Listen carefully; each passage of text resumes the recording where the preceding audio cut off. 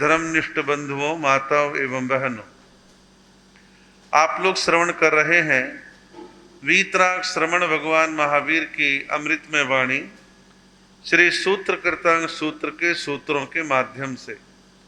आगे कन्या सूत्र में कहा है इणमेव क्षणम व्याणिया, जिसका अर्थ है जो क्षण वर्तमान में उपस्थित है, जो क्षण वर्तमान में उपस्थित है वही महत्वपूर्ण है, अतः उसे सफल बनाना चाहिए।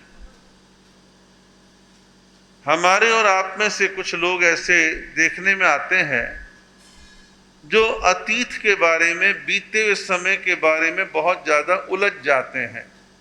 पहले ऐसा होता था, पहले वैसा होता था, हमारे दादाजी ऐसे करते थे, हमारे पुराने नेता, पुराने लोग ऐसे करते थे, या आगे ये करना है, वो करना है, जमीन लेनी है, बड़ी फैक्ट्री लगानी है, ये करूँगा, वो करूँगा, मैं दान दूंगा, तरह तरह के प्लान करते हैं।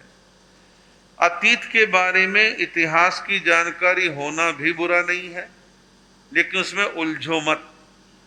और आगे की कल्पना या कोई प्लान करना भी बुरा नहीं है, लेकिन उसमें ज़्यादा खो मत।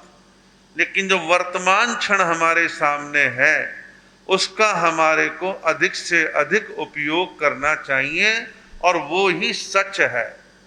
जो सच है, जो सामने है, जो प्रत्यक्ष है, उसके महत्व को हम समझें। इसीलिए ज्ञानी जनों ने कहा वर्तमान वर्ते सदा सो ज्ञानी जगमाए। वर्तमान वर्ते सदा सो ज्ञानी जगमाए। जो वर्तमान को वर्तता है, उपयोग में लेता है, वो ज्ञानी है। कई बार मेरे पास उभरती हुई उम्र के बच्चे आते हैं, 5वीं, 6वीं, 7वीं, 8वीं, 9वीं के आते हैं।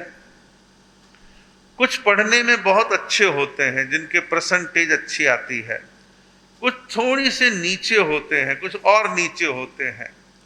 उन बच्चों को मैं अक्सर कहा करता हूं कि ये जो 5-7 साल तुम्हारे हाथ में है, इसमें भरपूर मेहनत कर लो। ये समय का सदुपयोग तुम्हारी तपस्या है। घूमना जिंदगी भर में हो जाएगा और मनोरंजन जिंदगी में हो जाएंगे। ये 5-7 साल तुम्हारी तपस्या का काल है। अच्छे इंजीनियर, अच्छे डॉक्टर, अच्छे सीए, अच्छे एमबीए आदि आदि आप तैयार हो जाओ। अच्छे पैकेज मिलेंगे, सुखी रहोगे, देश विदेश में जाओगे। और कुछ बच्चों को प्रेरणाएं करंट की तरह काम करती हैं। फालतू का समय सोशल मीडिया पे लगाना या आलतू फालतू की बातों में लगाना, सोने में, वो वर्तमान समय की कीमत को नहीं समझ रहे। और जो लोग वर्तमान समय की कीमत को समझते हैं वो अपने जीवन को आगे बढ़ा लेते हैं, कुछ अच्छा कर गुजरते हैं। विहार काल के दौरान कई बार ऐसे साधु या साध्वी टकराते हैं जिन्होंने बड़ी उम्र में दीक्षा ली। अब बड़ी उम्र क्या माने भाई, 50, 55, 60 में दीक्षा ली। तो अक्सर मैं उनसे कहा करता हूं कि देखो, अब तुम्हारे पास समय थोड़ा है, समय यानी कि ओवर थोड़े हैं, रन ज्यादा बनाने हैं, तो वर्तमान समय का भरपूर उपयोग करो। जाप में, स्वाध्याय में, चिंतन में, त्याग में, तप में, मर्यादाओं में। अब तुम इस बड़ी उम्र में समाज को सुधारने का कुछ प्लान मत करो। समाज चल रहा है, चलाने वाले चलाएंगे, लेकिन आप अपनी आत्मा के लिए वर्तमान समय का सदुपयोग कर लो। तो हमारे को वर्तमान के बारे में ज़्यादा चिंतन करना चाहिए। हम अतीत का रोना ना रोएं और भविष्य की बहुत ज़्यादा सुनहरी कल्पनाएं ना बनाएं, उनमें विचरण ना करें। हम केवल वर्तमान को महत्व ज़्यादा दें। अगले सूत्र में कहा है तत्थ मंदा विषयंती उज्जणंसी जरगवा। कहा है अज्ञानी साधक संकट काल में उसी प्रकार खेद खिन्न हो जाता है जिस प्रकार बूढ़े बैल चढ़ाई के मार्ग में दुखी हो जाते हैं। किसी ने अपने ठेले में, गाड़ी में बूढ़े बैल को जोत दिया। पहले वो उम्र से बूढ़ा है, फिर उस पर वजन ज्यादा डाल दिया, फिर चढ़ाई आ गई, पहाड़ी इलाका या फ्लाईओवर आ गया, उससे चढ़ा नहीं जा रहा, तो बैल हाफ जाता है, थक जाता है, मुख से झाग निकलने लगते हैं और खेद खिन्न हो जाता है, ये मेरा मालिक कैसा है, वजन ज्यादा लाद दिया और चढ़ाई वाले मार्ग पे ले आया, चढ़ नहीं रहा तो संटी मारता है, मेरा तो हाल बेहाल हो रहा है। तो जैसे बैल की हालत ये बनती है, ऐसे कहा अज्ञानी साधक संकट काल में उसी प्रकार खेद खिन्न होता है जैसे बूढ़ा बैल चढ़ाई के मार्ग पर। अज्ञानी साधक, अज्ञानी साधक कोई भी हो सकता है, इधर भी हो सकते हैं, इधर भी हो सकते हैं। तो अज्ञानी साधक जो है उसके जीवन संकट आता है, वो दुखी हो जाता है, परेशान हो जाता है, टेंशन में आ जाता है, तनाव में आ जाता है, क्योंकि ज्ञान नहीं है। ज्ञानवान व्यक्ति अपने ज्ञान से कई बातें सोचता है, मेरे भाग्य में, मेरे कर्म में, मेरे पुण्य में जो लिखा है वो मुझे मिल जाएगा, मैं औरों से कंपटीशन करके क्यों दुखी होऊं।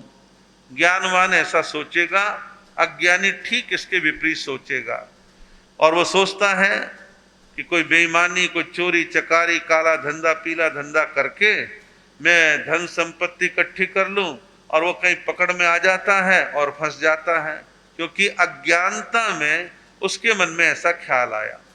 ज्ञानी साधक क्या सोचता है, मेरे वो फला फला फला प्रिय व्यक्ति थे, उनका इस भव का आयुष्कर्म पूरा हो गया और वो दुनिया से चले गए। अब वो उनकी याद में रो नहीं रहा, उनके गुणों को याद करता कि वो अच्छे सज्जन भले व्यक्ति थे। लेकिन अज्ञानी व्यक्ति कहता हाय वो चले गए, वो छूट गए, वो अब नहीं रहे, टप टप आंसू बहाएगा, आर्त ध्यान रोद ध्यान ध्याएगा।